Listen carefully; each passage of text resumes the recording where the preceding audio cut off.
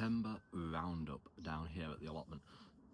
We're now at the end of the September, getting into October. Now is autumn, and what have we succeeded in down at the allotment and what have we failed in? We're always open and honest with how well we get on down here at the plot. So September was a great month down here. We were harvesting as sweet corn, as apples, cooking apples, as pears, blackberries. We've been absolutely brilliant with fruit this year. Whether it's been the weather, I don't know, but we've not had much rain, so even so, we've had some fantastic crops off this year down at the allotment, especially with the fruit. The fruit pays for my allotment, especially with the cost of apples and cooking apples these days. It's been absolutely amazing. And yeah, we have had a month of getting cracking down here at the allotment. I used to, at end of September, I used to pack up and not come back down to the allotment until January, but I use this time now to start preparing it ready for next year, so that I'm not rushing at the last minute, and if it's a bad winter, we're not struggling to get things done ready for next year. So we have been redeveloping the top of my plot. If you see my videos, what it was like when I first started, it was horrendous. It was a jungle, it was a dumping ground, it was awful. Now I like to invest a bit of money into an area each year, and this year is the top of my plot. We have created 3 new beds for some flowers. We've also put up 6 arches which look absolutely fantastic. We're going to be growing clematis and jasmine up them. We've put up some bird feeders for the birds to feed during the winter period so that they can keep full. And yeah, I love seeing the birds down here, and they eat the insects as well, so encouraging the birds down to your plot, they'll eat the insects and the slugs as well. So we've done that. We've put wood chip down on the paths up there, and yeah, it looks absolutely phenomenal. I need to get a bench to go up there and some alpines, and we're going to be planting some spring bulbs in October up there as well, some snowdrops and some bluebells because they like shaded areas. It's a pretty shaded area.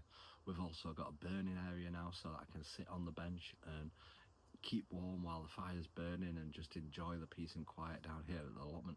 I don't get much sitting around, definitely not, but hopefully we get plenty of stuff done during the winter month.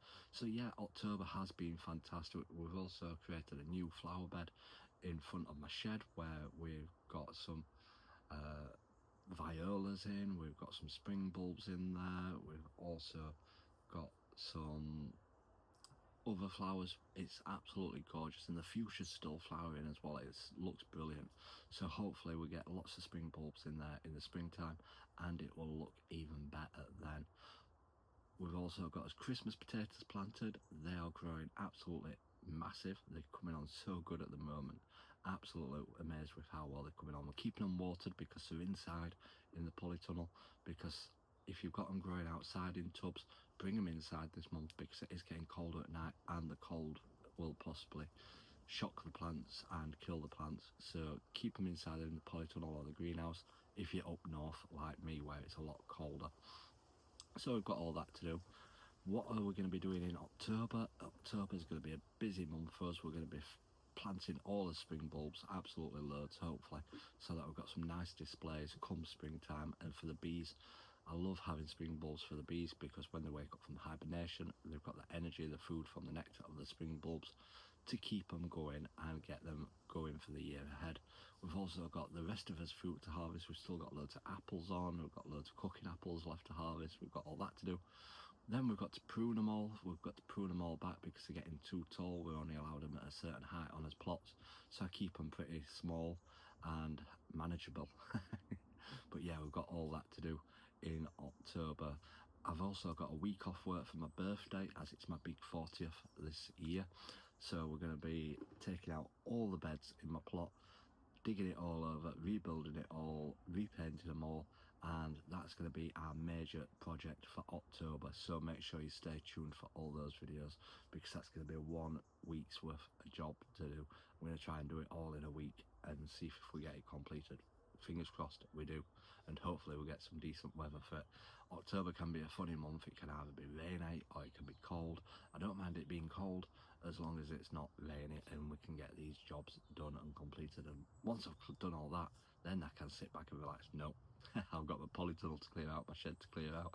But yeah, we've got lots of jobs to get done. I want it to look the best plot it's ever looked next year. That is my plan for next year. It's going to look absolutely amazing, and I love bringing this content to you all and sharing with you how well we're getting on down here at the plot, and I hope that you do enjoy it as well. So if you're not following us, drop us a follow to stay up to date with all our videos. We'll be posting our October vegetable planting tips soon, and as flower planting tips, there's still lots of stuff what you can plant, so stay tuned for them videos. Feel free to share it, like it, comment it, and it all helps towards the algorithm. Until next time everyone, remember, keep smiling, keep shining, and keep gardening with Ben everyone.